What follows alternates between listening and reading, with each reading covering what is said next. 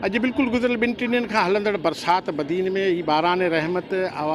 जेका Badin municipal committee जी नाहिल इंतिज़ामिया आहे उनजी बद इंतिज़ामी जे करे आवाम जे लाइ ज़हमत बणिजी चुकी आहे। बदीन शहर जे मुख़्तलिफ़ इलाइक़नि रोडनि रस्तनि गलियुनि समेत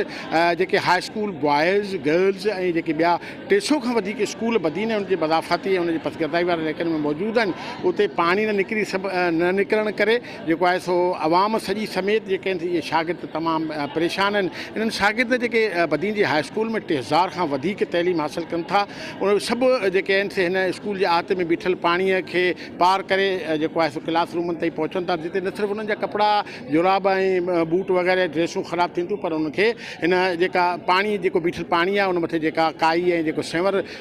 पैदा थी वियो आहे उनजे करे वॾियूं बीमारियूं थियण जो जेको लाक आहिनि। ऐं इन ते अहिड़ी साॻी तरह जेके बदीन शहर जा मुख़्तलिफ़ इलाइक़ा आहिनि उनमें तमामु घणो पाणी बीठो आहे, जंहिंमें Abid town, Ali town, Ittefaq colony, Gopang colony, ये समूरा इलाइक़ा जेके आहिनि से रोड रस्ता पाणी सां भरियल आहिनि ऐं जितां बि जेको आहे पाणी निकाल न थी सघियो आहे। बदीन इंतिज़ामिया समेत म्यूनिसिपल इंतिज़ामिया खे ऐं मकानी इदारनि जे वज़ीर खे इन तरफ़ फौरी जेको ध्यानु ॾेई हीउ गंदो पाणी बीठल जेको आहे सो कढाइण जी सख़्तु ज़रूरत आहे। जी।